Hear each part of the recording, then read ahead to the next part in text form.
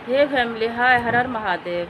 तो हमारा आवाज़ से तब लग रहे हम बीमार हैं, बहुत ही अब बीमार पड़ गए। ये बीमार हम पड़ गए हैं, इधर उधर चक्कर काट के भटक भटक के, कहते हैं ना, मतलब मुसीबत आए तो सब तरफ से नहीं आए तो कहीं से नहीं। हालांकि एक तो कल हमारे घटना घट गया, ससुराल के रिश्तेदारी बहुत ही बुरा घटना घट गया।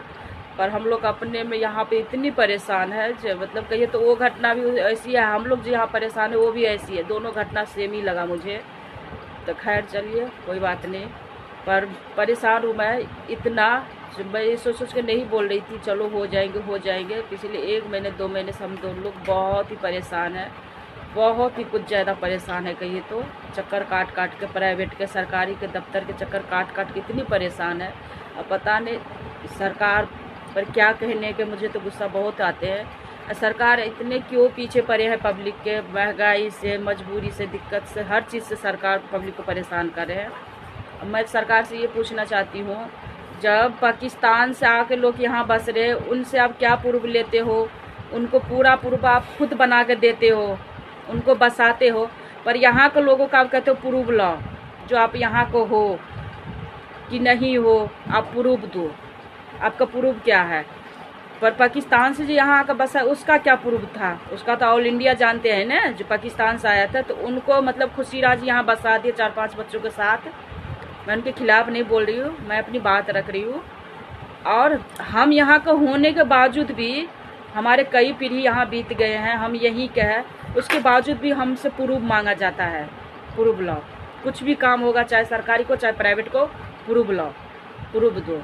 क्या प्रूफ है? ये लाओ वो लाओ वगैरह वगैरह करते रहते हैं। तो उसमें भी हमने चलो मत्था मार के जैसे तैसे एक एक एक एक एक एक करके, मतलब जो प्रूफ नहीं होना चाहिए वैसे वैसे प्रूफ मांग रहे हैं, जो इंसान के बस के ही नहीं है, मुमकिन ही नहीं है। लेकिन उसके बावजूद भी हम लोग ने किया जैसे तैसे करके, क्योंकि हमारी मजबूरी है, हमारे पास टाइम नहीं है उतना जो हम उलझेंगे लड़ेंगे, क्योंकि कमाने खाने वाले हैं, बच्चे पालना है तो कहाँ जाएंगे। तो हम तो भैया मजबूरी है, चाहे पैसे देखो चाहे परेशानी उठाओ, हमने किया जैसे तैसे सब कर धर के।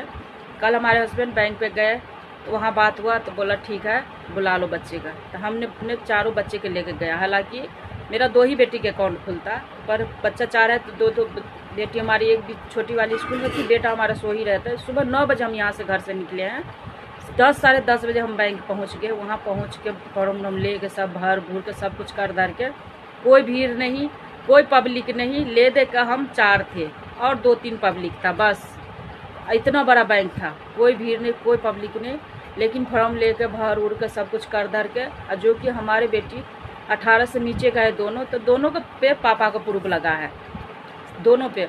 लेकिन उसके बावजूद भी मतलब प्रूफ मांग रहे हैं, माता पिता को प्रूफ लगने के बावजूद भी बच्चों को भी प्रूफ मांग रहा है। अब 18 साल से नीचे का है तो सब कुछ तो माँ ही बाप को उस पर होता है, ये तो सभी को पता है।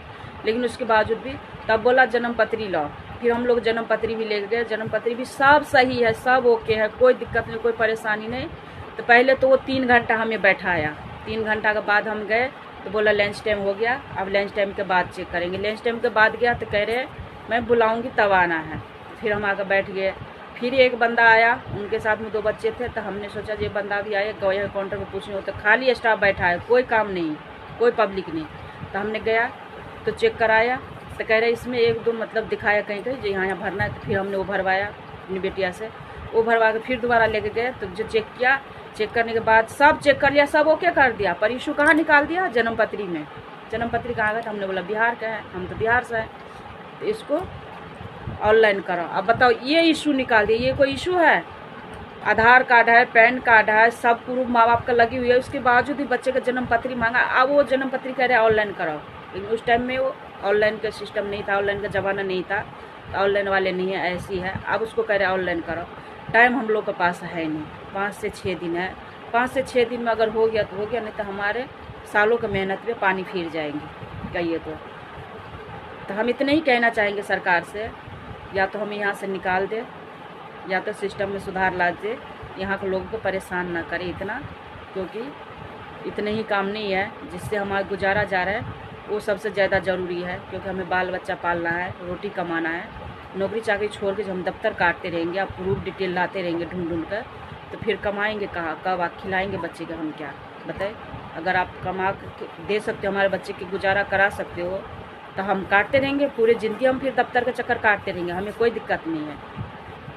हमारे घर का हमारे बच्चे को बाहर उठा ले सरकार, हम ज़िंदगी भर दफ्तर का चक्कर काटते रहेंगे। हम एक एक डिटेल ने इंडिया से बाहर से भी ढूंढ ढूंढ कर ला कर उनको देंगे पूरा डिटेल, जब हमें तब घोषित कर दे जब मैं भारत को हूँ, पाकिस्तान के या बाहर देश के नहीं हूँ।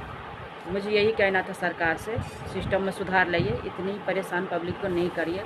पब्लिक बहुत पहले से ही बहुत ही परेशान है, महंगाई के लेके, ये के लेके, वो के लेके, नौकरी के लेके, चाकरी के लेके। उसके बावजूद भी ये परेशानी सरकार सुधार लाए अपने सिस्टम में।